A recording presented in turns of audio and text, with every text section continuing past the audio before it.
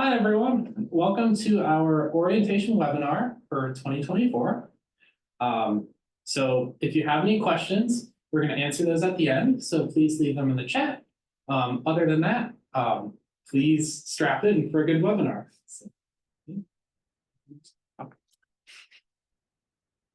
My name is Kate Banson. I'm this year's programming coordinator. My pronouns are she, her, and I'm about to be a third-year human biology major. Hi, I'm Cole Pyrocki. I am a third-year Michigan Tech student. I'm a mathematics major, and I am the lead coordinator for this year's orientation. Hello, my name is David Reeves. I'm this year's communication coordinator. I'm going into my second year at Michigan Tech in computer science, and my pronouns are they, I'm sorry. Hi, everyone. My name is Matt Weekly. I am the executive director of the residential living experience here on Tech. I'm here to kind of help with any potential housing related questions. I also want to quickly announce and introduce Nicole Foguth. She's going to be in the chat today trying to help with answering some of those questions as well. So if you see a wonderful individual trying to answer questions named Nicole, that it will likely be her.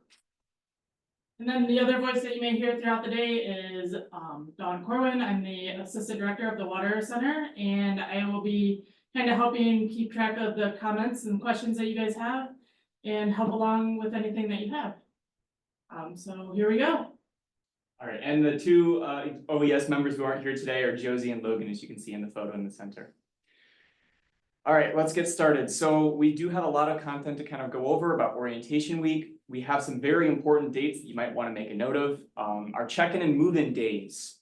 We have two check-in and move-in days to kind of help manage traffic flow throughout the weekend. That'll be Friday, August 16th and Saturday, August 17th. And you are assigned as a new student a specific check-in time, and that time can be found in your Husky House portal. The big thing is the check-in and move-in are sequential, and we want you to arrive at the Van Pelt and Opie library at the check-in time that's listed in your Husky House portal. So if you see 1 p.m. on Saturday, please arrive at the library at 1 p.m. on Saturday. It really helps our staff a lot and our volunteers a lot to help manage everything go smoothly. That process will be pretty streamlined. We have something developed to kind of get everybody to where they need to be. So please just follow along with what we have during that day, and we promise you'll get into your dorms as soon as possible. Following that, orientation week starts that Sunday, August 20th, and leads to that Friday, August 25th. That entire week is reserved for activities that have to do with your orientation. And so there's no classes during that week, and you're just gonna be kind of orientationing everything. If that's a real word now. And then lastly, the transfer orientation is on Thursday, August 22nd from 12:30 p.m. to 5 p.m. If you are a transfer student on this webinar and you would like to participate in the full orientation week, you can send an email to orientation@ntu.edu and just say, hey, I'm a student here, I'm a transfer student, here's my M number, and I'd like to participate in the full week. As you're starting to get prepared for coming up to Michigan Tech, we have a couple of things that we want you to do before you do so. I know there's a lot that has to go on, and this checklist can be found both here, it also can be found on the website, and also on the guidebook application that we'll talk about in a little bit. First thing is email is super important to check all the time. Around once a day as we're starting to get closer to schools, there's a ton of information coming into your inbox from your professors, from orientation, just anywhere you're going to want to check your email. We also need you to submit a photo for your Husky card, which is your ID to get into buildings, to tap into dining, and we want you to do that by August 1st. And that should be able to be found on your guidebook portal, and also it should be in your email as well. If you have not done so already, please take any placement tests. So that's the ALEX math exam, the modern language placement exam, or the computer science knowledge assessment. And you should have been notified if you need to take that, but information about that is also in the mailer and the postcard that you received in the mail. You should have your roommate assignment, your room assignment, and your move-in assignment in Husky House right now. If you don't, you might have signed up for Michigan Tech a little bit later, and if you have any questions about that, you can reach out to housing@ntu.edu. But please get in contact with your roommate if you have not done so already. It makes things a whole lot smoother when you know what you're both bringing to your dorm. If you need any services from the Center of Student Mental Health and Wellbeing or Student Disability Services, we suggest that you contact them early so that they can help assist you with whatever you need. It does take time, and there's going to be a lot of students on campus come orientation week, so do it early, get it done now, and then you won't have to worry about that later on. We will have vector training, so training for new students coming out August 1st. You're gonna need to check your email for that, and you need to complete that before you arrive on campus. We also do have some information that we need you to enter into our information management system, BandWeb. You should have access to that at bandweb.mtu.edu. And a lot of these links you can find around your emails or on our digital guidebook. But you need to add your direct deposit information for any refunds that happens due to student billing. So that's just linking up your bank, so you don't have to go through a financial, pathway to try to get to where you're going. And then finally, we do have some items that we want you to review on what you should actually bring up to Michigan Tech when it comes to your residence hall and your personal equipment. We do have a QR code right there that will lead directly to that website, and it has a list of what to bring and what not to bring. So we highly suggest that you read that, even if you might have an idea of what you might want in college. Awesome, thanks, David. So now we're gonna move into a few slides related to what your Husky's first week at Michigan Tech will look like. So to start off, it's move-in weekend. So you will either be assigned a check-in time during Friday, August 16th or Saturday, August 17th. Awesome. So this slide talks a little bit about new student check-in and move-in. So for check-in, your move-in time is the time that you start the check-in process. So if your move-in time is at like 9 a.m. on Saturday, that means that you're at the library at 9 a.m. to check in. And then, so the process of checking in is you come to campus and park in the marked locations, follow the signs to check in at the Van Pelt and Opie Library. And after you get all your materials, follow the map to your assigned residence hall. For move-in itself, after you check in, you follow the traffic directors. We'll have a lot of volunteers around in really bright yellow shirts that you won't be able to miss. And they're happy to help you in a lot of ways, because coming to Tech for the first time is very confusing. So we're there and we're happy to help. And then once your car is unloaded, we please ask you to move your car to the assigned lots, and you'll receive more information about those assigned lots the day of. But yeah. Awesome. So the next part is for parent support pack orientation. So at Michigan Tech, we use the term support pack to define parents, relatives, friends, and family of our future Huskies. So support packs serve an important role in serving like your Husky in transition to college and staying involved in the campus community. So support pack can be anyone from friends, family, like could be anyone. So student resources and services, it's a session for support packs that covers resources and services available to students and discusses key expectations and dates. So if you want to attend the session, it is in person on Friday, August 16th at 6 p.m. And then on Sunday, August 18th at 9 a.m. And on that session, you'll be able to join the Dean of Students and other individuals from our Student Affairs Division for a continental breakfast following the presentation. So these are great opportunities to learn about resources and important things for your Husky to know. Also, you can click Parents and Support Pack orientation on our website or scan that QR code, and that will give you more information. A little bit more information that's relevant to parents and support packs. So during move-in, we're gonna have a health services open house. So the Upper Great Lakes Family Health Center will be open from Saturday, August 17th from 10 a.m. to 12 p.m. At the health services open house, you'll be able to scan your healthcare ID, so it'll be on file, and you can help get your Husky set in with a healthcare provider. And then for providers tables, on Friday and Saturday, we will have all sorts of local healthcare providers along with Upper Great Lakes Family Health and a couple others able to answer questions.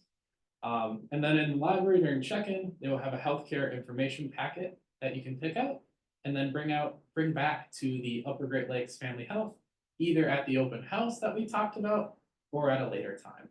So these are great opportunities to learn about healthcare options in Houghton and the surrounding areas. So yeah, our first big event of orientation week, right after move-in gets done on Saturday, August 19th, from 6 p.m. to 7 p.m. in the Student Ice Arena, we will be having the University Welcome. This is a super fun event. We'll have Blizzard there, we'll have all sorts of super exciting different things to see and learn about. And you'll be able to hear from the president, the provost, the vice president of student affairs, and the dean of students in a pep rally style event. And all incoming students and parents and support packs are welcome to this event. And I think it'll be a lot of fun.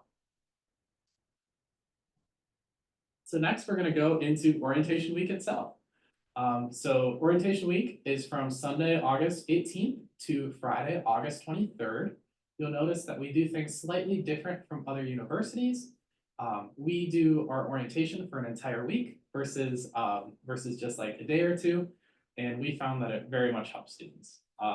Yeah, and then Sunday, August 18th is like the transition to orientation week. That's the day where you'll have to say goodbye for now to your parents and support packs. And on Sunday, you'll head to Walker Lawn and you'll get to meet your orientation team leader and orientation team. This is a super exciting time on campus. I was an orientation team leader last year and it was so fun. And you get to meet all new people and the orientation team leader is great and it's a lot of fun. After that, you'll have your first team meeting and you'll receive a tour of the campus.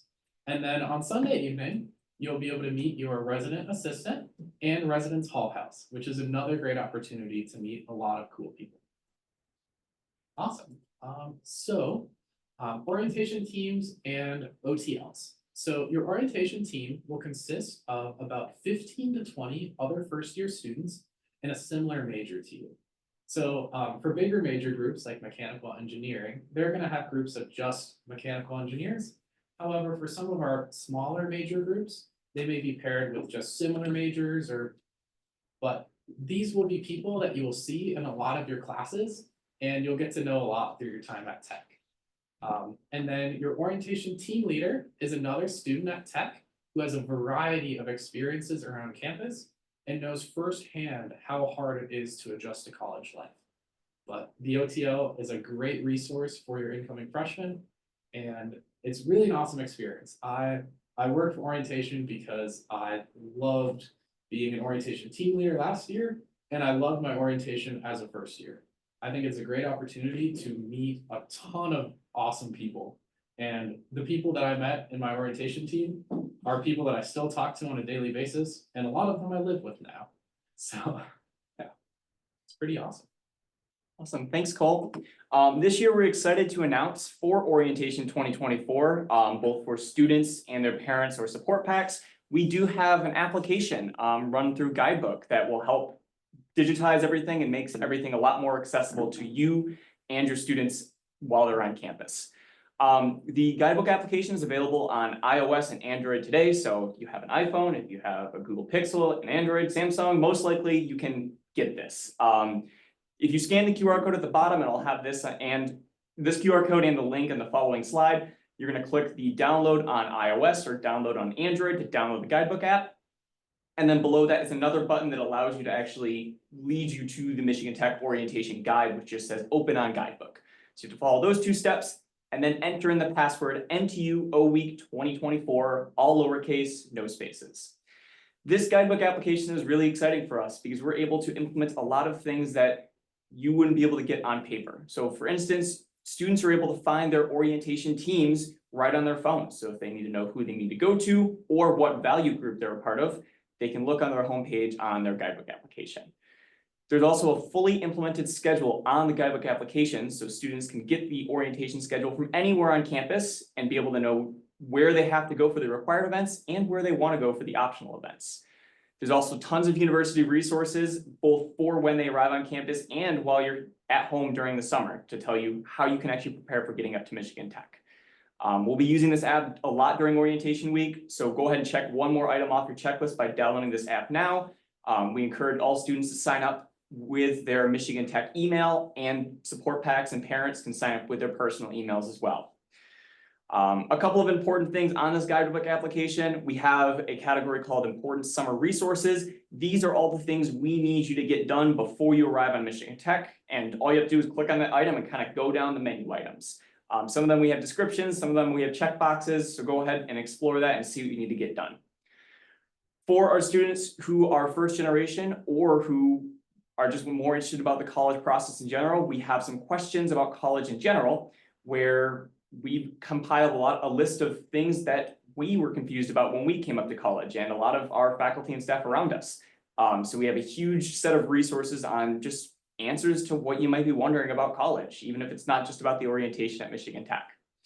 And then finally, since this is a new application, we really want your feedback on what you think about this guidebook application, both from the students and the parents and support packs. It's important to us that all of you are informed about what orientation is and just Michigan Tech in general. So please feel free to leave all feedback, good and bad, constructive, what you like, what you don't like, on the form that says initial guidebook feedback. Thanks, David.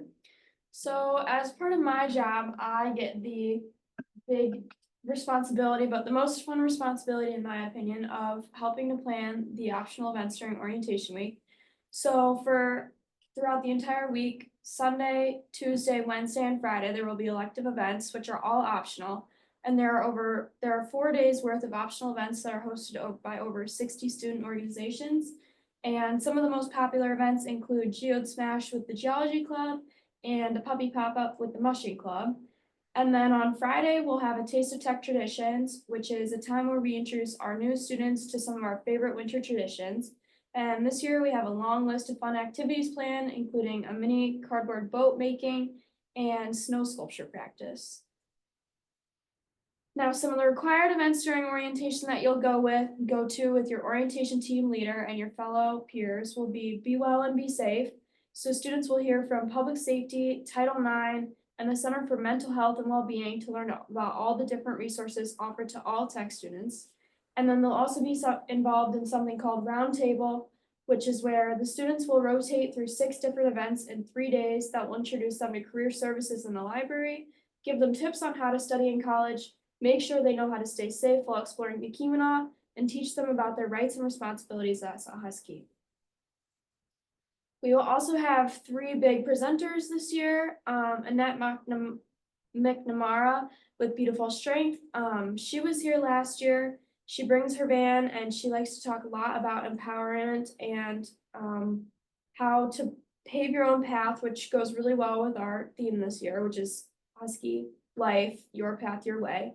We also have Sex Rules with Bree Fitzpatrick, which is the topics cover include consent, boundaries, bystander intervention, survivor healing and resources, neurological trauma responses, healthy relationships, and much more on how to protect yourself and your fellow Huskies.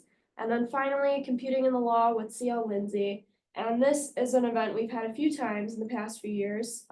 And he is our guest that will teach you a lot about how to stay safe online, which is not a new subject, but he definitely does it in a new and fun way. Absolutely. Awesome. So that's all we had for main content. This is now the time we are going to take some of your questions and answer them. Right, so we don't have a lot of questions, so start typing questions, which is awesome. But we do have a couple. The first one is the information on the 8/16 at 6 p.m. and 8/18 at 9 a.m. the same? And you just do need to attend one of them. So our Dean of Students and our Director of the Water Center will be at the one on Friday, and then the VP and Dean of Students and a few others of our student affairs staff will be at the Sunday. However, you don't need to stay for both. If you don't want to go to either of them, we do have a packet that will be available at the library for check-in. And then David, the password to guidebook says that it is missing a symbol.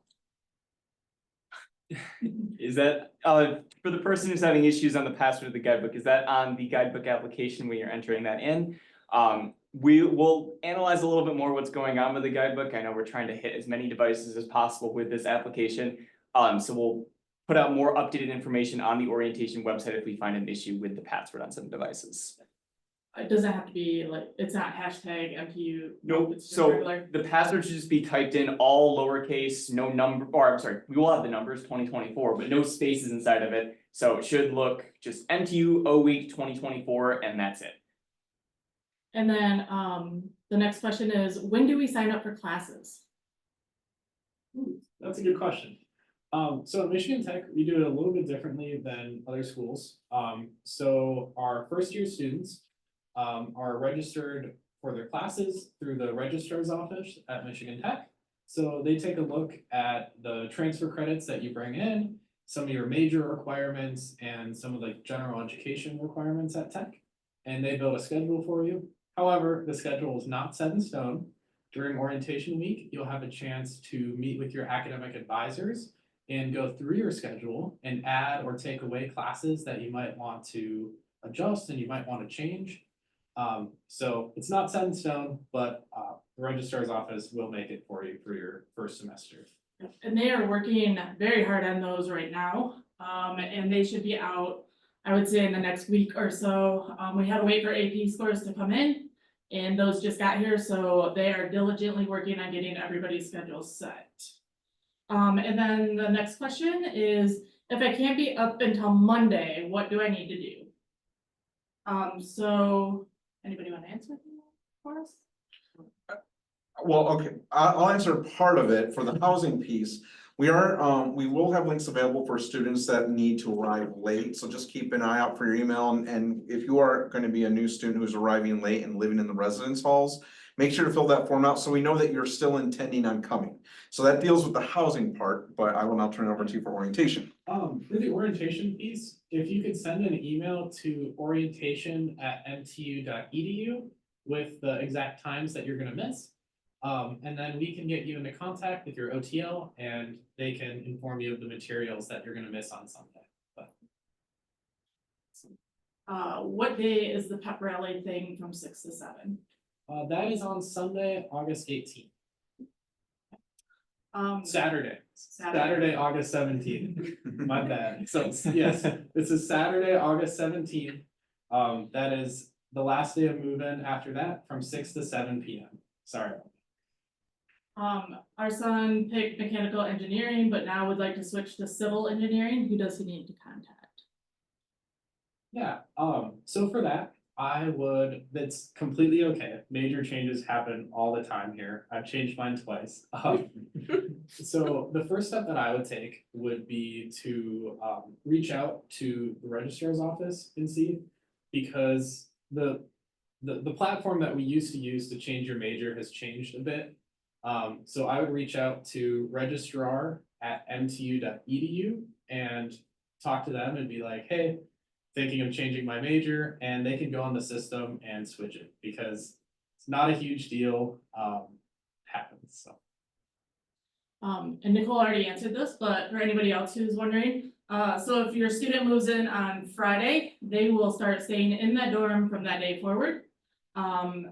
So move-in happens, we get in there, we're in the dorm. Friday night, there's just kind of mingling and getting to know each other. Saturday, again, more people will be moving in.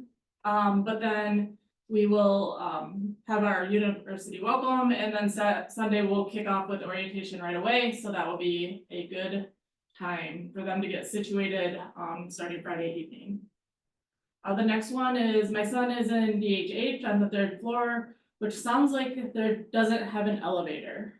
Dad is handicapped. Is there an elevator available for him to get up to the room? That's a good question. DHH does not have an elevator to be able to get up to the room. However, we are happy to work with parents and their students to see what we can do to try to be as accommodating as possible.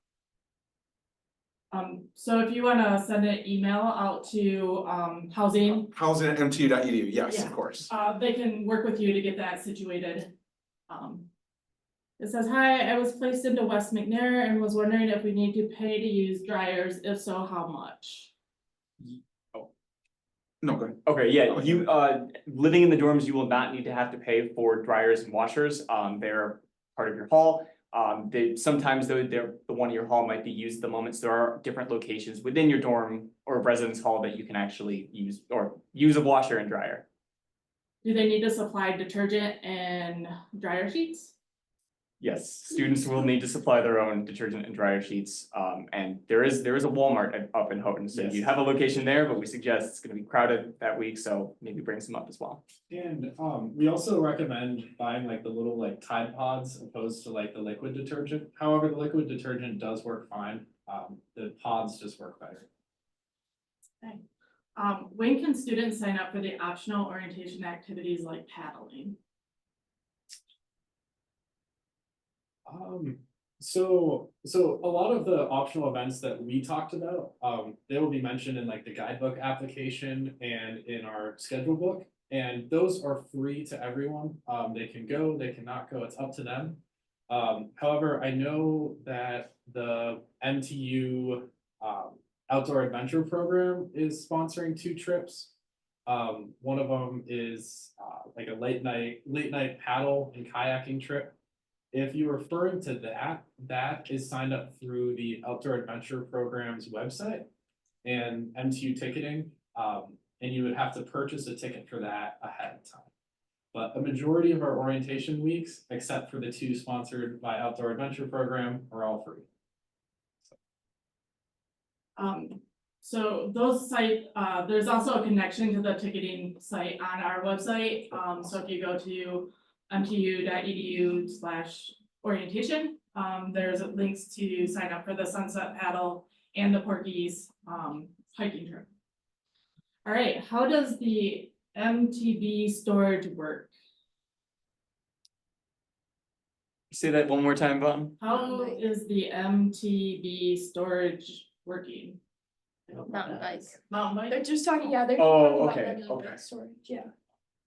So each of the residence halls during the winter does have free bike storage. So if you're referring to storing bikes over the winter, that you will be able to, as long as you're registering it through public safety at Michigan Tech, which we do have links on guidebook to do, you can store it for free in our residence halls. You're also gonna wanna register your bike ASAP. So if something did go wrong, public safety would be able to help you out with that because they have proof of ownership. And then, sorry, just to add on to that, registering your bike is completely free. It's not something you have to pay for. They'll basically send you a sticker that you add to your bike. It'll be in their system. It's completely free. You don't have to renew it. You just do it. It's better. How they help you out if your bike is lost or stolen.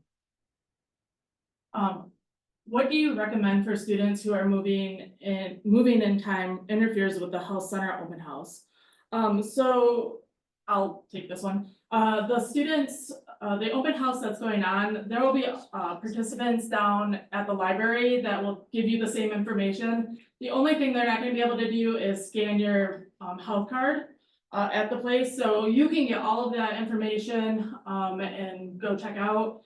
Your move-in process will be very quick, and since it is a 2-hour-long open house, whether if you get your move-in times at 10:30, you could always go there at 10 and then come over to the library. We're a little flexible, like if you're running late to get into your move-in, that's fine. So if you want to go there. Also, they unpack your cars super fast. They are fast movers. So you are gonna have time to at least like set the stuff in the room. You can go over to the open house and come back and unpack. Those are different ways that you can go check out the open house, but again, all of that information will also be available in the library. All right, how do I register for parking?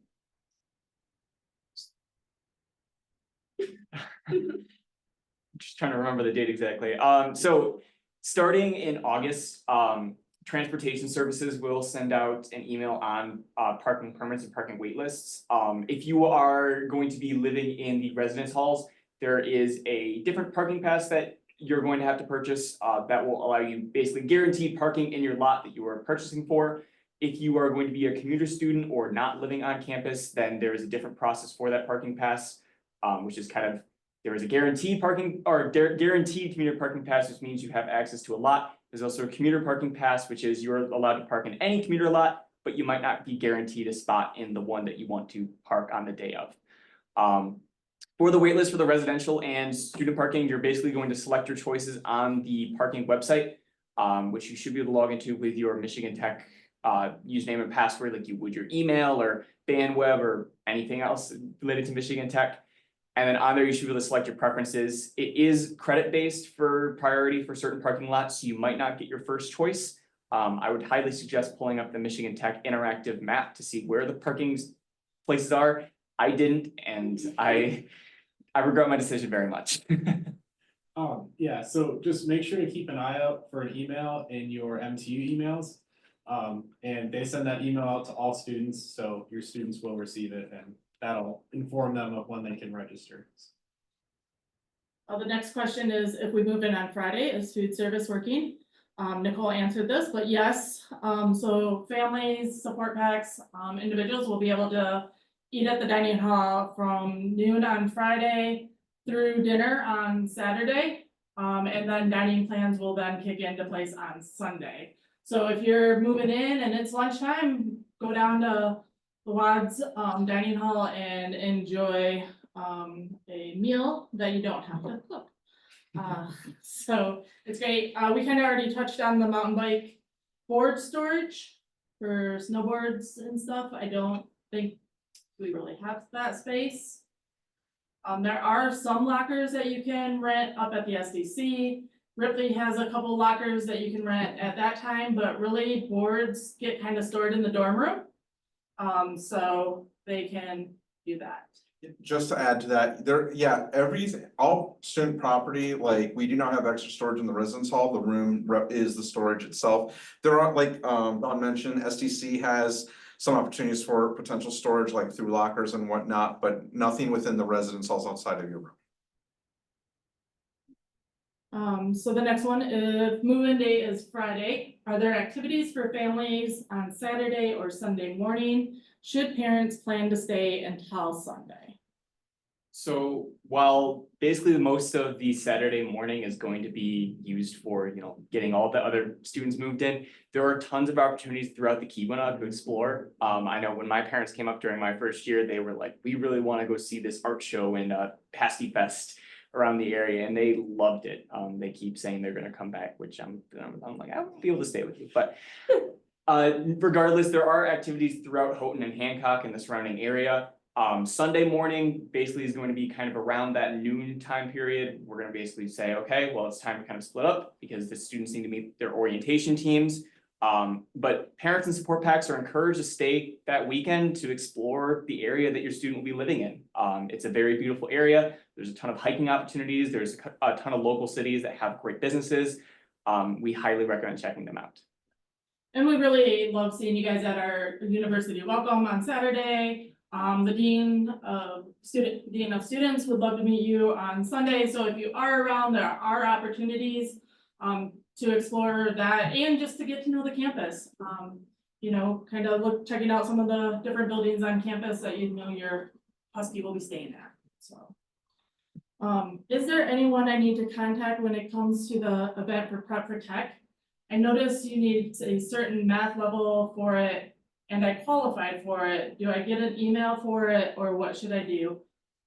Who would you need to call? So Prep for Tech is ran through our engineering program, and that you would reach out to Amy Monty, and her connection is if you go to mtu.edu, type in Amy Monte, M-O-N-T-E, she can answer all your questions about Prep for Tech. So that is run through them. They'll do Prep for Tech and then they'll come join us for our week of orientation. So a lot of things won't get duplicated, so don't worry about doing Prep for Tech and then coming and hanging out with us for orientation week. There are two different programs and both super awesome. So contact Amy for that. Is there washer and dryers on each floor of West McNair? Also, where are the kitchenettes located? I'm trying to remember the geographical locations of the spaces. I don't know about on every floor. There are definitely kitchenettes on every floor in West McNair.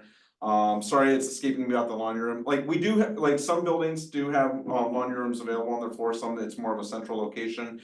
So it is going to vary by building. Sorry, I don't remember immediately about where McNair's is at. If you are worried about having to travel outdoors, if you're in West McNair about doing your laundry, you will not have to do that. Oh, West yeah. McNair is connected to East McNair, which on its ground floor has a very large laundry area. So you shouldn't have to worry about running out of laundry or drying machines there. So you just might have to walk it over a little bit, but that's not too far. So then the next one is, no storage or no summer storage. We do not provide, summer storage for bikes or boards. A lot of our students do bring their bikes up, and they've been fine being locked up outside. Whether it's an e-bike or a regular, bike, we have not had many problems with bikes being outside. There are a couple bike racks that are under kind of, awning or stuff. But yeah, we don't have indoor storage, we just don't have the room for bikes or stuff to be stored. So the one quick thing I will add about that is right around Thanksgiving time, one of our student organizations does connect with students about potential bike storage opportunities during the season, and so but that's something where it's like put away and it stays away, if that makes sense. And so we work with, again, you would want to hear more from those student organizations. Your students will get information about that. Because typically we send out a notice, like I said, I want to say it's like early November where we say, hey, it's getting to be about snow season, so since many of you might be taking your bikes home, you know, you might be going home for Thanksgiving, that might be a good time to take your bike, or if you want to put it in a location to pick it up later, like when done with the academic year. And there were plenty of reminders, from my experience living in the residence hall, there's been lots of posters posted around about like the exact dates about bike storage and stuff, so you'll be reminded. And then a question on how late the dining hall is open. Nicole had linked to the dining on campus.com, so check those out for dining services. Those are all there. Can you give some clarification on what Health Center Open House is about? So Michigan Tech does not have its own health center. So like if you look at Michigan State or any of those other campuses, they have like a on-campus health and doctor's office. We don't, we partner with Upper Great Lakes facility, and it's right at the top of the hill by the dorms in the SDC. And so what they have is they just have a place where you can come in and fill out, you know, those pre-questionnaires that you get when you go to the doctor's office, like, have you had any surgeries? Have you had anything going on? And then they can scan your health card. So if your student doesn't have their own health card or whatever, it can be on record for that. That packet will also be at the library. So, you know, if you don't get up to the open house, that's fine. They will have those packets. I know for some young students, they don't remember like, oh, did I have this surgery or do I have this allergy or those kind of things. So that's what the packet is nice to help them fill out. But again, they can do it when they get sick and go up to the UGL, or, you know, if you don't get up there, that's okay. It's just right there. It's just something that we offer for you. And then is there storage for skis, or are they kept in dorm rooms? Those are also kept in the Yeah, dorms. those are, you, In my experience, I just kept my skis kind of in the back corner, and then if you're in Wadsworth, I kept my ski and boot bag on top of my wardrobe. Otherwise, you can usually stash them under a bed, in the closet. There's typically, there's more space than it seems. Yeah. And every time you pack up or move in, you kind of look around and go, where did I get all this stuff from? It's more spacious than you think it is, and there will be plenty of room for either your board or your skis, along with any other gear and any other snow gear that you may need, whether it's snow pants, boots, your big heavy jackets. There's plenty of space. The next question is, what about a hockey bag storage for intramural hockey, or is a dorm room okay? So again, you can rent a locker up at the SDC if that's something that you want, but most of that stuff just gets stored in the dorm room. Like you said, you can go on top of the wardrobe, or, you know, under the loft. There's plenty of space. We have obviously hockey is a very popular sport up here, so we have a lot of students who bring their hockey gear to play for intramural, or to kind of just hang out and skate. So that is acceptable. Yeah, most of the stuff, if you're bringing it up to tech, with the exception of your bike, if you're planning on storing it and keeping it stored over the winter, you should expect to make room for, have room for in your residence hall, or be carrying on your person as you walk around the campus. As Kate said, it is much more spacious than you think. You will definitely have room to place a lot more than you think you actually do. I will say, sorry, Don, a lot of my friends that played hockey kept their hockey bags in their cars or asked someone else to, because they said that they can kind of stink up a room, and out of respect for their roommates, they try to keep it out of the way, but if that's not possible, that's totally fine. You'll have plenty of space and a window, so it normally works out. The next question is, will AP and IB scores be considered in the first semester schedule? And yes, that is what our registrar's office has been waiting for to get, so they can make sure that you're placed in the right math class, the right composition class, all of that stuff. So, that will be definitely reflected in your schedule. If you have not taken the ALEX placement exam, or the modern language placement exam, or the computer science knowledge assessment, please do so as soon as possible. All of the links and QR codes and everything you need are in the mailer and postcard, and we also have links within the guidebook. But that is super helpful in determining your schedule as well, as it places you in the right class that fits your current knowledge level in each subject. The next question is, can I change my room to a 1 with a bathroom? That's a great question. So, there's a high demand for housing, and, our residence halls are completely full at this time. So one of the things that we have messaged out there is that the opportunity for change, like room changes and whatnot, up from now all the way through move-in is really not possible at this juncture. However, what we've been really pushing with students is to, connect with your roommate, make sure that you're giving things a chance, and connecting with the community and whatnot. There is, like, as the semester continues on, spaces can come available where if there's an opportunity to potentially reassign a student, that's something that we can sit down and discuss with the student specifically. So that, is it possible that down the road, once the semester has started, that can be a conversation? Absolutely. It's just not realistically going to be able to happen before the start of the year. What is in the kitchenettes? Are there air fryers, pots, pans, etc.? So, the kitchenettes, they don't have air fryers, but they have ovens, a stove, they've got a nice sink. There's like a medium-sized fridge that you can store stuff in. For microwave, we use a microwave, but it's really great. And there's also, like a table in there and a counter. There's plenty of counter space. And there's also like seating in there, so it's also, along with meeting a lot of cooking needs, it's a great spot to hang out. During my freshman year, I spent a lot of time like watching movies or playing games in the kitchenette, so they're great. So, something to quickly add there, front desk, will have, things that students can potentially check out sometimes too, that might be of use over in the kitchenettes. At the end of the day, like, just remembering that the kitchenettes are a shared space, and so if it's something that, like if you have that personal pot or pan that you wanna, take care of and everything like that, of course, students are welcome to bring, like if you wanna bring out like some pans and whatnot that you would personally store, inside of your space. Somebody said, my roommate wants to bring a couch, but I'm worried it will make the room cramped. We have a double-in wads. What is your opinion or experience?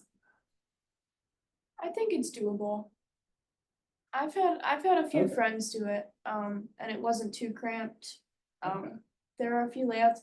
I will say that the friends that brought couches, they did either cut out pieces of paper to square, or they would do it online, to scale, not to square. You couldn't figure out why that was wrong. Sorry, they'll cut it out to scale and they'll just kind of rearrange.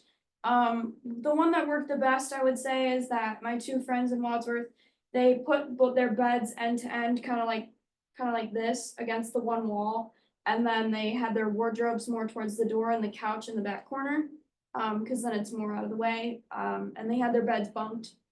I also know some people who have bunked their beds and then put a couch under their bed and then my roommate and I, we didn't have a couch, but we had a few chairs and we actually stacked our dressers on top of each other. You just have to make sure that you don't damage any of the furniture because you'll have to pay for it, but if you do it carefully, it's doable and it's definitely something that you can consider. I just want to add, I always love the ingenuity and the creativity, our engineering and not just engineering students. You see some phenomenal setups and it really is remarkable what students are able to do. But it is gonna require, like exactly what she said, it is gonna require a little bit of planning. So just something to keep in mind, you know, when it comes down to that. So, I mean, I've seen people do it, yes. And dare I say, maybe we will consider putting some layouts on the orientation Instagram. Nicole also linked the virtual tour of the room, so you can kind of see how things could be laid out, the dimensions of the room and stuff to, you know, do you want to bring a big old sectional? Probably not. Be a better option, yes. So there, you know, like, obviously, a big sectional would be awesome and comfortable, but not ideal for a dorm room. During the semester, if I need car help, is there any student services for that? Well, okay, so there's certain kinds of car help that are definitely helped by the university. There are also certain kinds of car help that are, you know, big car problems that you would have to see a dealership or one of the auto places up here for. For battery jumps, and like really minor car issues that you're like, oh, okay, like this might be an issue. We do have a transportation services department that during business hours, you can call up, they'll drive their car up, they'll help you out. And then after hours, you can also call public safety, the non-emergency number, if you do need a battery jump, and they'll be happy to help you out. Additionally, if you may accidentally one time lock your keys in your running car, public safety or transportation services would be able to help. So little things like that, you may feel a little silly, but there will be someone to help you out. All right, and Nicole also put the numbers and everything in the chat, so if you want to grab those phone numbers and store them in your phone, that would be a great option. So there is no indoor bike storage for the summer. Do you recommend, is there a recommended lock or bike cover? Or do you recommend those? I will always recommend students bringing locks and things that will secure their property. You know, and so like we have over 2,000 students that live on this campus, and so I think that's important. So I don't know if I have a specific brand or lock type, but I would recommend like a chain that would secure your bike. And then, to my understanding, all of West McNair is strictly 3 persons to a room. Since it's just me and my roommate, does the extra bed stay in the room or does it leave there?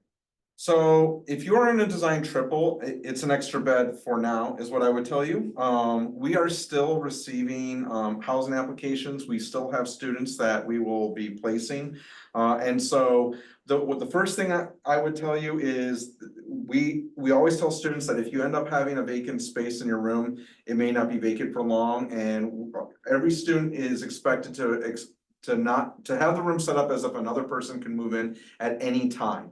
If they have a spare bed, of course, like, so if you have a spare bed, we may do that. Now, we do what we can to give notice when that happens. You know, so like, and it's very possible that we find out the day before the student moves in and we send a quick email saying, hey, letting you know, a student has been signed up and this is their name and information. We wanted to give you the heads up. So that's what I would tell both you and your roommate, is that know that yes, you could absolutely still get another roommate and to potentially be ready for that.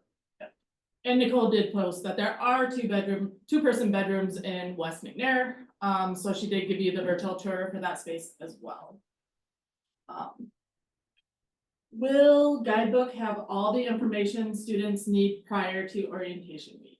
So we're kind of releasing it in 2 parts. The first part has already been released at the time the mailer being sent in your mailbox. That is all the information that you definitely need to know before arriving on campus. So stuff like how to set stuff up, what you need to complete, some important information about our staff team and what you need to know about us, what you should or what we want you to know about us.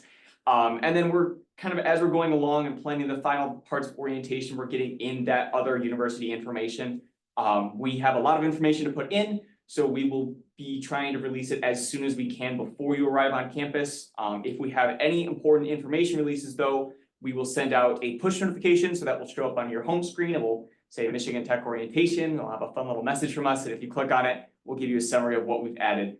But I would encourage you to check it out. There's a lot of content already on there.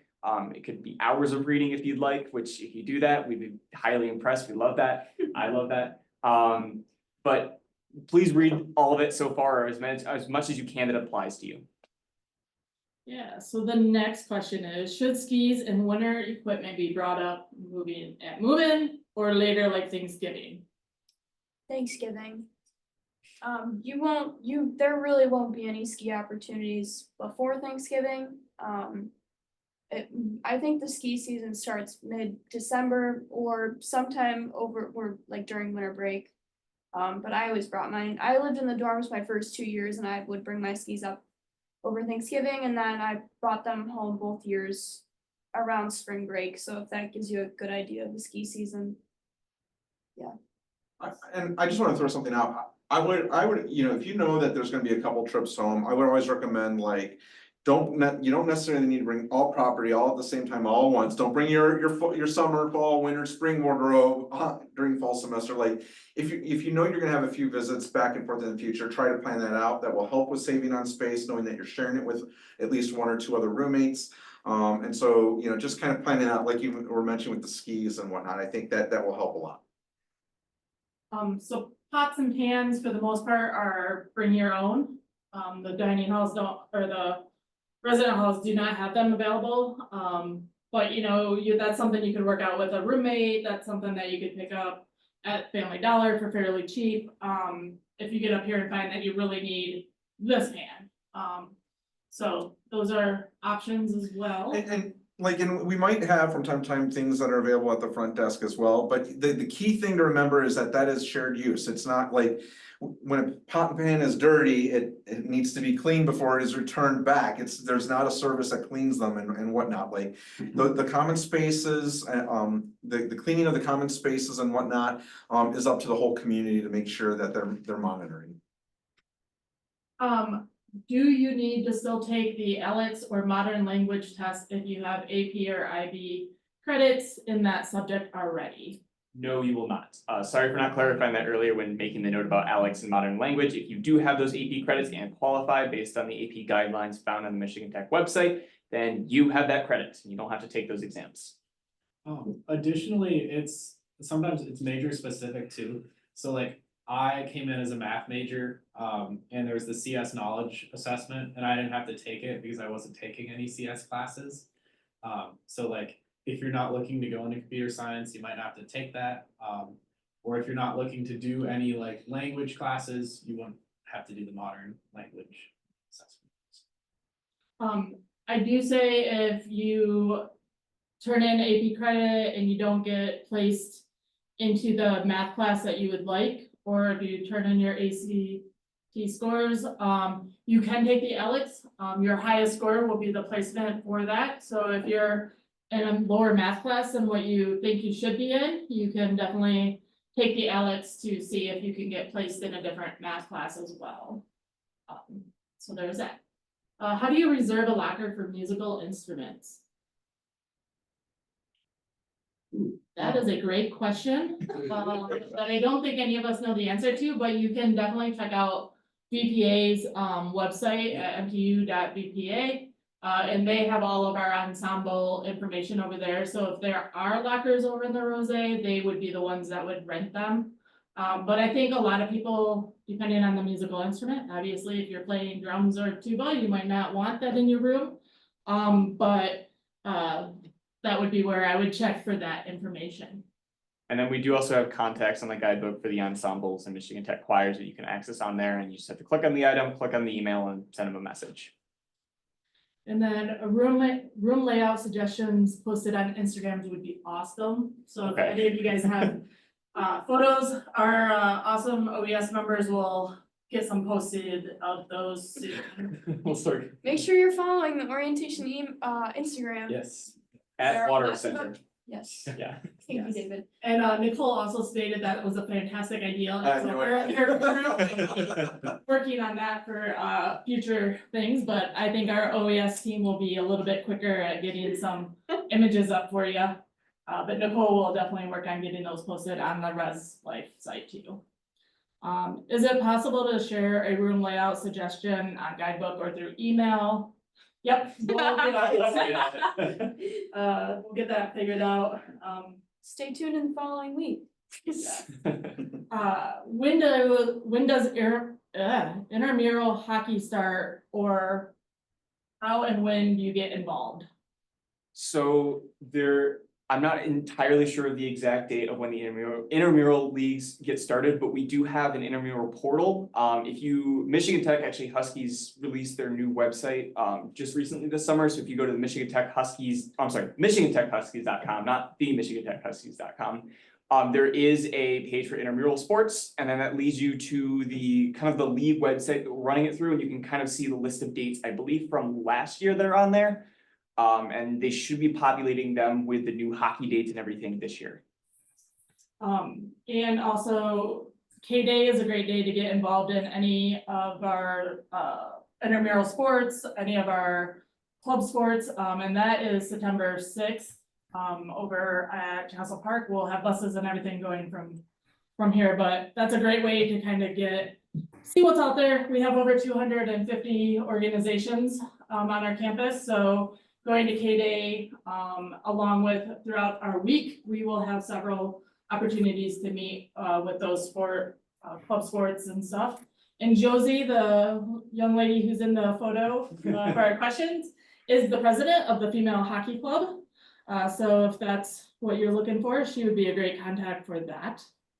Is there a gym on campus? Yes, if you're looking for a more kind of workout traditional gym, there is one in the STC. Along with your Experience Tech fee that is automatically added to your student account, you will have access to that STC gym, and then you can also purchase a Quad Core Fitness Center membership, which there is a Quad Core Fitness Center in each residence hall, located somewhere throughout the halls, that has also gym equipment that might not be the same as some stuff in the STC, but you can purchase that throughout the year. And then additionally, if you're looking for more of a gym that's like, you have a track, you have a field, we do have a multi-purpose room in the STC that you also have access to using your Experience Tech membership. I'm sorry, I forgot the word there. And you just have to tap in at the entrance. So the SDC closes at a certain time. Yes, the STC will have closing hours. The website should have the hours, but I believe it goes pretty late during the school year to accommodate for your classes or your jobs or whatever you have going on. And then the core, Nicole posted in there, but that's 24/7 with tap access. So if you're looking for something that you can do later at night, it might be worth the $70 for the year. That's a pretty great deal for a quad workout space. And that's just tap access 24/7 for you. And in the quad cores, there's a variety of different equipment. There's like bikes, weights, all sorts of stuff. And it provides like a nicer experience for me, like a little bit more private experience than you would have in like the SEC gym. So if you're passionate about working out or just want to get into it, I think the quad core would be a great opportunity. The next question is, if you have dual enrollment credit in a class, but you would like to retake it, how do you set that up? So to do that, that's completely okay. You can email a registrar at mtu.edu, and the process for that, like email them and be like, hey, I have credit for this class. However, I want to retake it at Tech. Just send an email to them, explain the process, and then they can work on waiving that credit so you can retake it. When do you sign up for season tickets for football and hockey? So there are places online where you can sign up for season tickets. However, the beautiful thing about Experience Tech is you get into a lot of those games for free. I believe football, you get access to those games for free up to a certain amount. And then hockey games are a little bit more interesting. We have an entire Experience Tech student section, which I believe accommodates up to 750 students. Which is incredible already. You'll be able to get into most games that you try to get in line for free, which is incredible. And then when the student count goes above 750, you don't have to have season tickets. You get to purchase tickets for $5 up until the fire code says we're not allowed to let people into the SEC anymore. So there's plenty of opportunities to get involved in spectating football, hockey, women's volleyball, any of our sports on campus. And a lot of you have for free, so please make sure to make use of your Experience Tech benefits. There is no limit on football or Awesome. basketball or soccer. So hockey is the only one on the Experience Tech that there is a limit that they can get, that you can get in for. And just to clarify about the Experience Tech, it is automatically included in your tuition, so all students pay it. So all students who pay the Experience Tech fee will have access to these resources. Don't worry about having to pay for something else. How many people share communal bathrooms? Well, I mean, that really does vary depending on the community in the hall. I mean, not all, like, that's one of the great things about our communities, that they're all varying shapes and sizes, and they all have different characters with them, even with the house names and whatnot. So I mean, I would tell you, it can vary, like, it can vary between like 30 to 45, and on a lot of floors. Sometimes some floors are a little bit smaller, so you might have 20. But obviously, like for something like Hillside, no first year student can be in Hillside this year, but like Hillside, the like they have suites, and so there's 2 bathrooms inside of the Hillside suite of 4, and so they're only those 4 are sharing the suite. So it really does vary. But I would say most people are going to experience somewhere around that 30, I'd say between 38 and 45 will share per community. I will say that it does not feel like that many there. Yes. It doesn't feel like an invasive, I mean, in my opinion, I don't know about you two, but it didn't feel invasive, it didn't feel crowded. I was always able, like, if I, like, I think there are 5 shower stalls in like Wadsworth, each bathroom. And there was almost always one open. It just never felt. And like looking at Wadsworth, the shower stalls are very, very private, the bathroom, the toilet stalls are very, very private. You know, something that is a little bit of an adjustment is students come in with a wide variety of different schedules. It's not like high school where everything starts at like 8:15, and so everyone's hitting the line at the same time. It's some have 8, some have 9, some have 10. Some people have very different shower habits, and that plays a role into things as well. So just know that when you bring that collective, it's not gonna be the high demand that people might think. Yeah, and each shower is behind a locked door. Yes. So what you're saying, very private. Quick plug for the shower shoes. Please come to college with shower shoes. Yes. Please do not go there with your bare feet. That's not good for you or the rest of your hall. Right, when do you sign up for season, or do we need to purchase the student pass for various events, hockey? You wanna explain a little bit more about the Experience Tech, like what all that involves, like, so you get the rosé, the SDC. Yeah, so the experience, as Cole said, the Experience Tech fee is automatically added to your tuition, so that's something that everybody will have the benefits to. There are a ton of different benefits that a lot of people don't use when they come on campus, so we highly encourage you to kind of explore the opportunities. As we mentioned previously, you get access to all sporting events. I mean, hockey, you have the exception of you have a maximum number that can get in for free. But that's you just tap your Husky card at the student entrance location and they say you're good to go, and you don't have to do anything extra for that. So you don't have to reserve tickets or anything like that.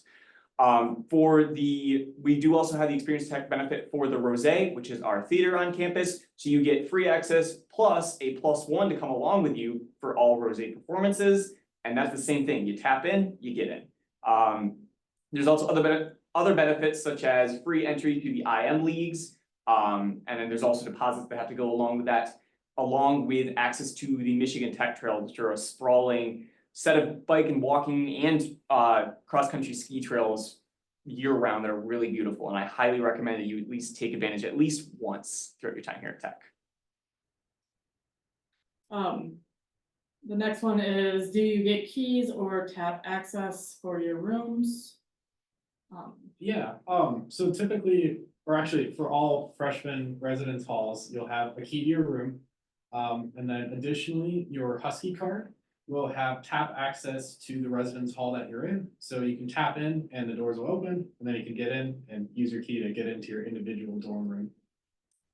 And then to note on that, you would, as a student here, you always want to keep your Husky card on you. That is your main form of tap access to anywhere you want to get into any building on campus, especially if you're trying to go in the library at night. There is an overnight access, but you have to have your Husky card with you, so.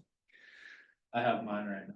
So there you go. You can also get stickers for the back of your phone. I don't know if you can see that. So mine stays in there. That's smart. Yeah, then I can't lose it. The next question is, how long till freshmen wait to get jobs at Tech? So that's kind of a complicated question. So for my experience, I'm a work study student. So in my first semester, I got a job right away. However, that was just my path that I chose. Like it really depends on how comfortable you feel with like the classes and the class material. After getting a job, like right away when I started, I would recommend potentially like waiting a few weeks to see how your schedule works and try to get into more of a routine with your classes and whatnot. But no one has the same story or the same path.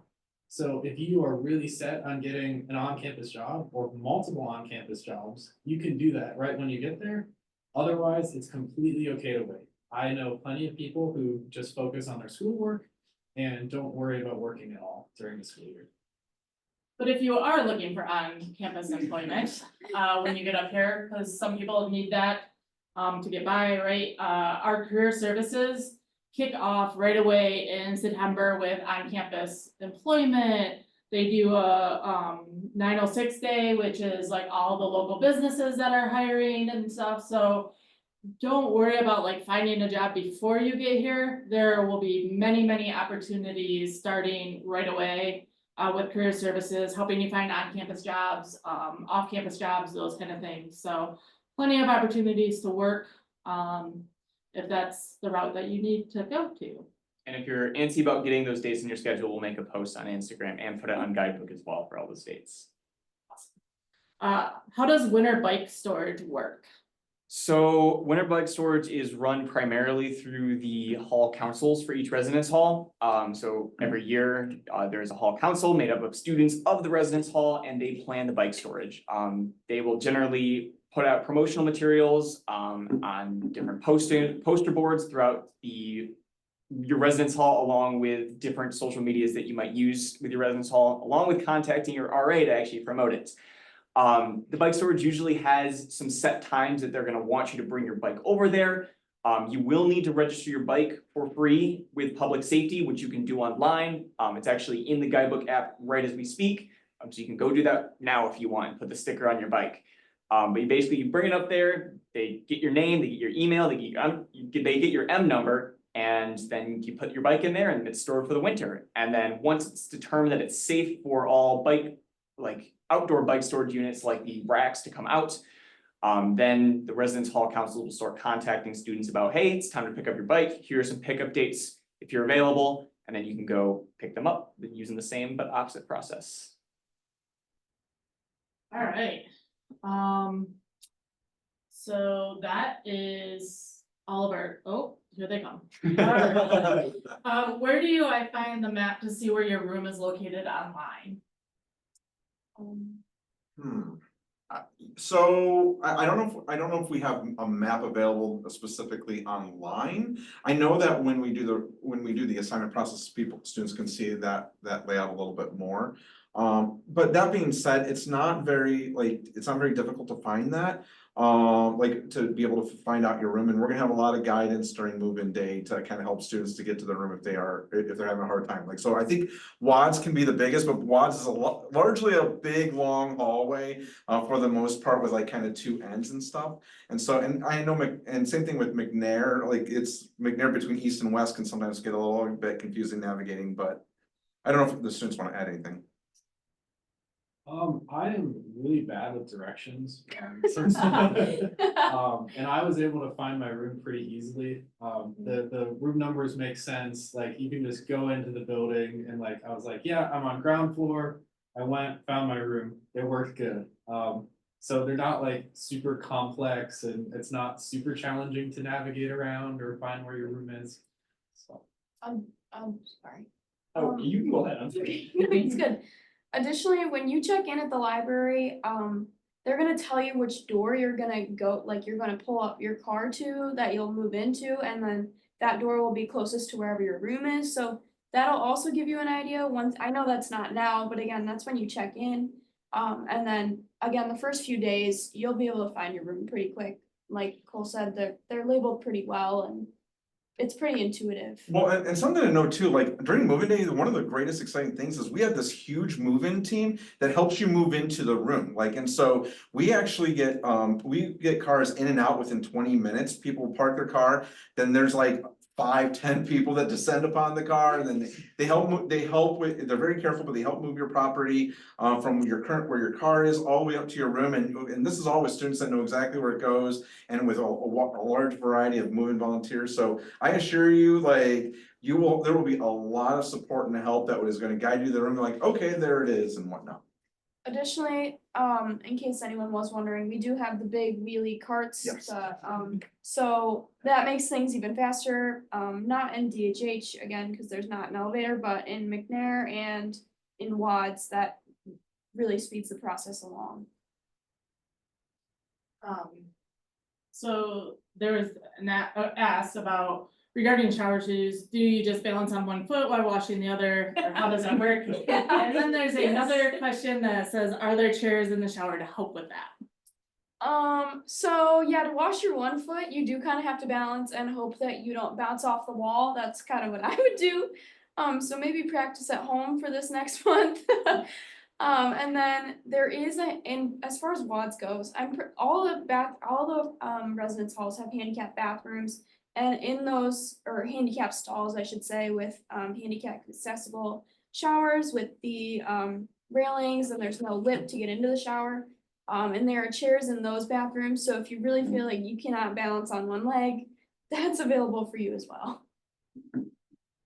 Where do cars park during the nighttime parking bans? So there won't be nighttime parking bans on the assigned lots that you have a parking pass for. If you're a commuter and coming onto campus, you do have to watch the nighttime bans for snow removal and stuff. But all of that gets communicated multiple times through your MTU email as to like when you gotta move your car, what you need to do, those kind of things. Is there an ice or water fill station in Watts? Oh, yeah, like that's one of the big things we've been investing in, and not just in Wadsworth either, like, we've been putting water fill stations in all of the residence halls, so we absolutely have that, not ice machine, but the water fill stations. Yeah, along with that, I'm a person, I love drinking lots of water, as you've seen. And so many of the academic buildings, like in different places around campus have the water fillers. So it's very water bottle friendly around campus. You might also, your community might also have this depending on what they've invested in the past, but it might be smart to bring up as well. Ice trays for your freezer, not a bad idea, it just freezes ice, pretty intuitive. Is there a packing list somewhere online or what students need for their first year dorms? Yes, actually. The buttons do work. You can also maybe do a post about that. Yes, we'll do a post about that as well. I'm sorry, I'm trying to find the QR code. That QR code and link right there is a large list of stuff of what to bring, and also what not to bring. That's kind of the closest thing we have to a big packing list. It really depends on per student on actually what you're gonna be like as you're in college. We suggest that you bring stuff that you obviously need, but also stuff that you're gonna want, because it's a place that you're there for a while. You're gonna wanna bring things that you enjoy, you like, that you have part of your personality. So be smart about what you're bringing. Don't take up the entire space of your dorm room if you're bringing up like a huge plushie. But bring some personality into it. And you can check out that link right there for information. If you still have questions about what you're bringing up and you're like, hey, is this a smart idea? Is this not a smart idea? You can always email us at orientation@mtu.edu. We'll be happy to answer or forward it along to someone who can.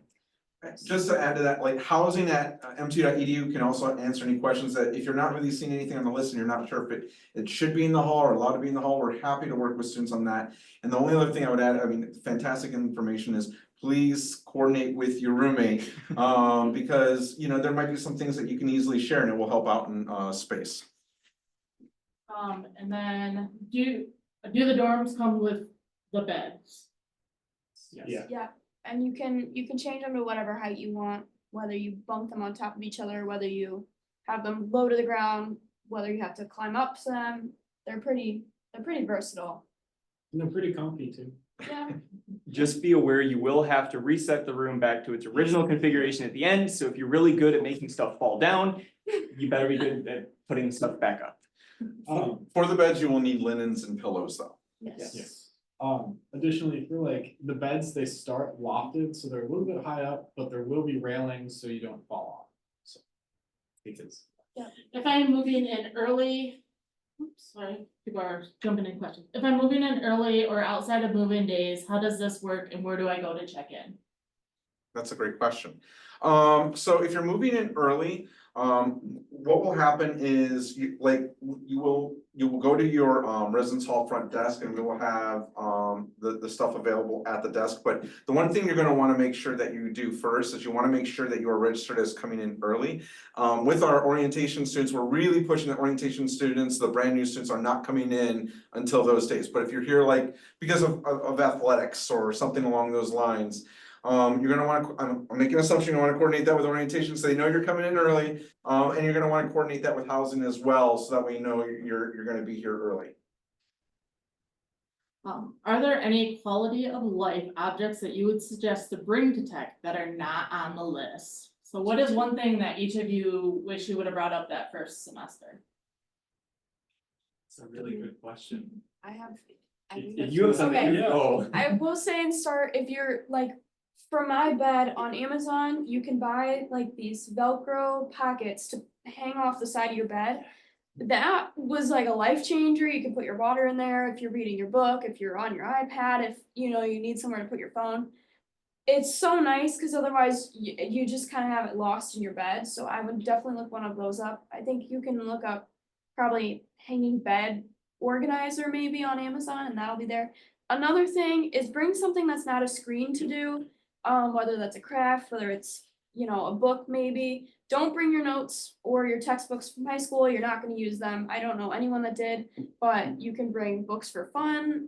Just anything that's not a screen, whether you bring a hammock or like I said, crafts, something like that. Just make sure that you have something that can occupy your time, that won't contribute further to any burnout you may be experiencing. Yeah, so firstly, I wanna second Kate's first thing about like the side table or side pouch. Something on the side of your bed that you can like put a water in, put a phone in, put a book in. That's a life changer. I didn't get it to my second year and I regretted not having it my first year. And then additionally, I don't know, it might be on the list, but a box fan is huge. The Houghton is pretty hot in August, so the dorms get quite hot. So a lot of students have to run to Walmart to get box fans and they're stocked with them, but they can run out pretty fast. So I'd recommend starting and bringing one up. My freshman year, I was like, oh yeah, I don't need my box fan. And then the second night I had to go get a box fan, so. Yeah. Yeah. In my case, and I'll just say this is kind of go back to plugging the roommate stuff. Me and my roommate had to communicate kind of what the vibe of our room was gonna be, so like lighting at night, general noise. So communicate with your roommate and be prepared to bring stuff or be prepared to set up stuff that, you know, if you're gonna be creating a little dark space, like a tent with your bed, and create a little fun, cool area you can hang out under. Be prepared to do that. That was a ton of fun. I did have to go buy a sheet because I didn't bring one up. I do also want to plug, we do have a Husky exchange program happening during move-in. So if you do come up here and you're like, shoot, I forgot to bring X, Y, and Z, there's a chance that Husky Exchange has it and they're doing a sale and also they're just giving some stuff out for free. I don't know, this is just popping in my head, but I don't know if this is mentioned on the website, but pool noodles or one pool noodle is often great, but they have a bunch at Husky Exchange that you can use as well. And the pool noodles are Oh, so yeah. you don't hit your head on the bed. So like usually the beds are lofted originally, so you have your desk under and then the bed on top. So what a lot of times happen to people, including myself, is like you'll go under and then hit your head on it. So if you have a pool noodle, it makes it a lot better. So, Yeah. yeah. Can I have two quick things? Yeah. One, I'm gonna second the box fan. I actually think that's probably the most popular item that people have in their rooms. And it's not just, even when things start getting a little cooler, and things will cool off after the first couple of weeks, to be honest with you. But even after that, I mean, it just helping with airflow and everything. I've seen students running their box fan year round. And so just something to put out there. But the second thing I wanna put out there is, you know, especially during move-in weekend, if you know you're gonna need it, don't say, oh, I'll just pick it up at the Walmart when we come here, because because everyone else is doing that. Do it now while you have the opportunity to shop now, so that way you're in a position of advantage later. I mean, you should save the visit to Walmart in town if you you forgot something and whatnot, because it, like we mentioned earlier, it is going to be a zoo in the stores that weekend. Do we need tools or mallets to bunk the beds? You might want a rubber mallet. We will have rubber mallets that will be able to be borrowed from the front desk, but they will be very popular. Yeah, if you have one at home, just probably bring it up and then hand it back to your parents when they leave your support pack, whoever's there with you. That's smart. What size are the beds? They're twin extra large, Yes, extra long? extra long, twin extra long. Do people store their everyday shoes in the hallway of the resident halls or in the rooms? Wondering about wet or muddy shoe storage. They'll always store them in their individual room. We like to keep the hallways as like open and uncluttered as possible. I would recommend getting some sort of like boot tray. Because during the winter, we have to salt a lot, and a lot of times we put like sand down on the sidewalks and stuff to make it better. So if you don't have a boot tray, the rooms can get very like sandy and salty. So I would recommend bringing like, and maybe a rug too, a rug and a boot tray, something to like put your shoes on when they're dirty or wet. One thing that can help, I mean, it's inevitable that this stuff will get on your floor, but one of the things you can rent from or check out from the residence hall front desks is a vacuum. So that's always a good idea. And one of the things that you have to do when you move out is vacuum. That's on the checklist. So it helps to just do it throughout the year so it doesn't become a problem at the end. And somebody asked what date is move-in day, or is it over a course of a few days? Nicole posted the comment, but it is Friday, August 16th and 17th. You should have your move-in time is available in Husky House. So check that out. If you don't have that there, then you can reach out to housing at mtu.edu. And then we just want to reemphasize, you will be getting to the library at the time that's listed in your Husky House portal. They'll be starting there. Don't go directly to your dorms. We're gonna have maps available on Guidebook. And we'll probably post them on Instagram as well, just to make sure that everybody's aware of where they need to go for their move-in time. And then should you bring Wi-Fi router and or ether cable for the room? Okay, there's split part answer. So throughout the campus, especially in the residence halls, there is Wi-Fi available. So there's actually instructions on the resources for new students on the Guidebook application that IT has put out. They've gotten these questions every single year. You should not bring a Wi-Fi router to campus. We do not allow unauthorized Wi-Fi networks to be hosted within the residence hall. However, if you do have something that's connected through Ethernet or just like the cable that connects to your computer that looks like a box, you should bring that. There will be an Ethernet port in your room. We do suggest, because there's only going to be one active Ethernet port, you bring an Ethernet switch if you and your roommate are going to be using the Ethernet, so that you don't have to fight over the port every single night. I had one more thing in my head. Oh, lastly, during move-in weekend, and throughout the orientation week, information technology has a team of students that will be helping students move in. So if what I just said sounds like a bunch of magic, and it kind of is, there will be students there, with green badges available to help you. They'll be knocking on doors. Hey, do you need any help with setting up your wireless or Ethernet or whatever? They'll be able to help you, along with your OTLs throughout orientation week, connecting to the Wi-Fi. So you will not have a chance to not be connected to the Wi-Fi after orientation week. You will be connected. That is one of our goals. Are the Wadworth rooms carpeted? Yes, the hallways are as well. And the carpeting is pretty comfy too. I've slept on it before and it's pretty nice. Me too. So, My roommate and I did have a rug our first year, Oh. and we had a lot of our friends would fall asleep on that rug. So if that's something you're considering, I would Yeah. say it's worth it. Good carpeting. Yeah. Yes. So the next question is, I came in late, will this be uploaded somewhere and how will I access it later? Yes, we will, have it posted to our, orientation page at, mpu.edu/orientation. Give us until like Monday to get it up there, because we do have to make sure it's accessible and all of the stuff, required through that, but so the questions will be there. Our OES is gonna also post some to Guidebook. They're also gonna post some to Instagram. So there's plenty of ways to get that information. And we'll go from there. What about a TV? Is the next question. So I think a TV is great to bring. I brought a TV both years I was in the dorms. I used it a lot. I guess it kind of depends on the size of the TV. Like if it's like a monstrous TV, maybe not. However, there's definitely space for it. I put it on my desk. That works pretty well. There's definitely enough outlets and stuff to plug in, like gaming consoles or like DVD players if someone has those. So I think it's great. Should I get a vacuum for my room? There will be vacuums that you can check out, as previously said, from the front desk, and I believe or it depends on the hallway and what they've previously have acquired, but some hallways do actually have vacuums in the kitchenette that are available. Maybe that's on a per hallway thing, maybe I spoke too soon. But at the front desk, you will be able to check out a vacuum. Sometimes during peak hours, like move in or move out, there might not be so available and you might have to wait for them. So if that's something you're interested in doing frequently, we would possibly recommend that. You can either buy one of the, I don't know what they're called, the push vacuums, or there's also the hand vacuums to get more accessible places. Additionally, I know something that my mom did when I moved in and moved out is she would bring up her vacuum, the family's vacuum.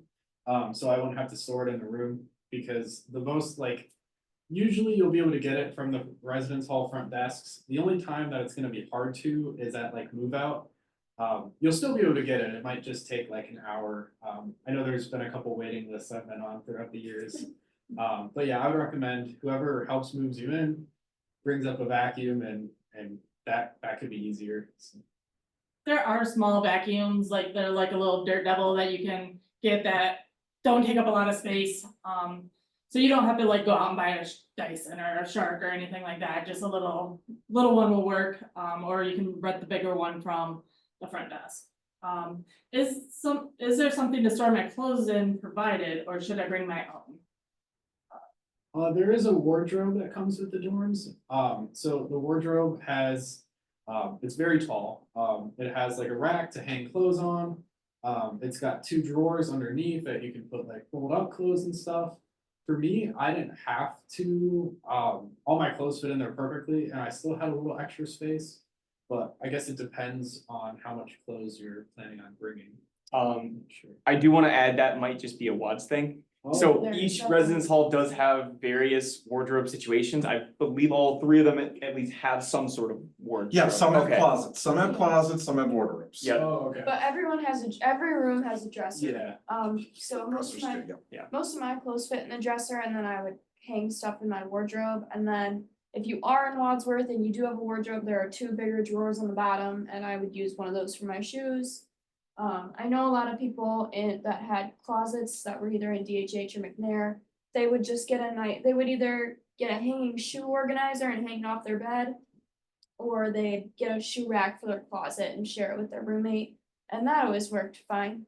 Another thing is we talk about not bringing up too many clothes pretty often. Don't bring your entire wardrobe. Don't also bring all of your shoes. Bring the essentials. Bring your boot. Like, you don't even have to bring your boots up until probably Thanksgiving. Might want rain boots though. Oh, Yeah, rain boots. Yeah, and you won't need like your actual winter jacket, but I'd bring a pretty warm jacket if you have the space for it when you first move in. For coming up to Thanksgiving, it gets pretty cold already. The next question is, how do you plug in your phone and other things when you're up on your loft without having cords dangling in the space below? So some of, and this is something where I actually went to Husky Exchange and I found this, so I got lucky. There are bedside attachments that you can have that do allow you to plug into them. A lot of the times, unfortunately, it might have to be that you might have to have kind of cords coming off your bed. It really depends on kind of your preference and how you want to set that up. I would definitely suggest if you're looking to have power to near the top of your bed, you might want to bring an extension cord or some sort of long cord that will allow you to do that. You are allowed to plug extension cords to the wall outlets. It really just depends on kind of how you're thinking to set that up, and I would use your imagination to find out the best way to do so if you can't find a tool that you can fit on the side of the bed. Just one quick thing to add, would really strongly recommend like a surge protector, kind of like anything that's surge protector and not just extension cord, because that enters into, you know, a difficult territory. But if you can get something that would that has that surge protection, because once in a while, sometimes something does flip in the halls and you want to protect your equipment.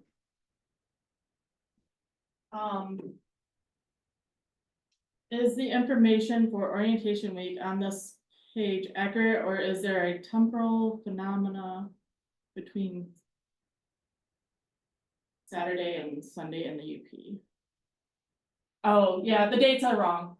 So the Sunday is the 18th, on this page, so, for whatever reason, we had a typo from last year. It's fine, it happens, we are working a lot with dates, but orientation week is August 18th through the 23rd. So thanks for pointing that out, but yeah, we just kind of did that. How do you know if your room has a closet or an armoire in DH? And Nicole just posted the virtual tour for that. What about hanging things on walls? Can you only use command hooks?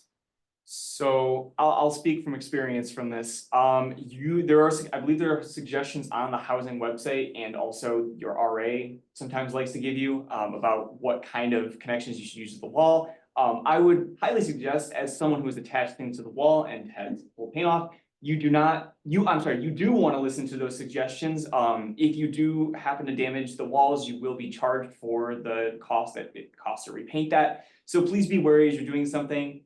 If you're unsure, your RA has probably been through very similar experiences before, possibly like half the reason they wanted to become an RA, to encourage people not to do that. So please ask them before you do something if you're really unsure. But I believe command strips are a pretty reliable source. I would just reach out to your RA if you have any questions about that. All right, are there last call for questions? If not, will you go to the last slide? So as we're going to this last slide, the one thing I do want to add, like you were asking great, fantastic questions about what do we touch the halls. At this residential living webinar, this is going to be the first time we're doing it this year. We're bringing a large variety of different professional staff that are part of the residential living experience, you know, from our residence education team, our housing team, our residential facility team, that are going to be able to really focus in and zero in on talking about what it's like to live in the residence halls. And so, you know, for some of those questions that you brought up, you felt like, yeah, I still want a little bit more meat to the answer and whatnot. Please do join us next week to ask those questions. We will have the staff that can answer directly about what type of material they recommend in terms of what to use to hang up on the walls, that from our residential facilities team. And it's ultimately all of us coming together to talk, who work very hard to make this an awesome residential experience for our students. Last question that popped up is when our schedule's coming out. The registrar's office is working diligently on those, so I would say within the next week or two, you should be getting your schedule. We had to wait for AP scores to come in, and they were just released last Monday, so they are quickly flying through 1,500 first-year student schedules, so be patient with them. They will get them to you. You will be all set. If you need to make changes, the registrar's office will be available during move-in, and also our advisors will be meeting with everybody on Monday, so you can make any changes that you need to once you get here. But most of the schedules will be sent to you within the next week to 2 weeks. And unless I'm mistaken, it also comes to your email from the registrar, so keep checking your email. So next slide is our contact information, so if you have any other questions, something that you think about when you come up, just reach out to us at any of these, opportunities. You can follow us on Instagram, they have great posts on like what to bring to campus, what's around campus, meeting your OTLs, all of that fun stuff there. These guys are also answering our orientation@mtu.edu email. So they will get back to you pretty quickly. And again, we look forward to seeing you guys in 4 weeks. And yes, this was recorded. Yes, you'll be able to find it on our mtu.edu/orientation site with the list of questions and stuff. But give us until Monday for it to be posted, just so we can make sure that everything for accommodations is proper. Any last questions before we go? Also, just to emphasize, if someone didn't want to put a question on here, like Dawn said, if you think of something later, if you do email orientation@mtu.edu, that's one of the 3 of us responding, and we love to get emails. Every time an email comes in, we all get really excited, so if you even have any specific questions for one of the 3 of us, feel free to reach out. We would be more than happy to help. And they've put a lot of work into guidebook, so I bet you can find most of your questions there. So again, if you haven't downloaded the guidebook app, we highly recommend that you do so soon. You can find the link to that also on our socials. And if whoever has had the issue of entering in the guidebook code, the symbols, if you're still in this meeting and you wanna send an email to orientation@mtu.edu and letting us know what's happening, we would love to help. I just haven't heard of that issue before, but we can obviously look at that more. I'm happy to help you. Well, thank you so much. Thank you so much. See you guys soon. Yeah.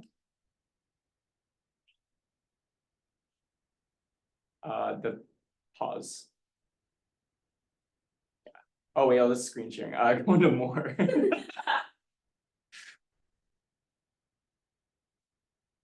Oh yeah, that's fine.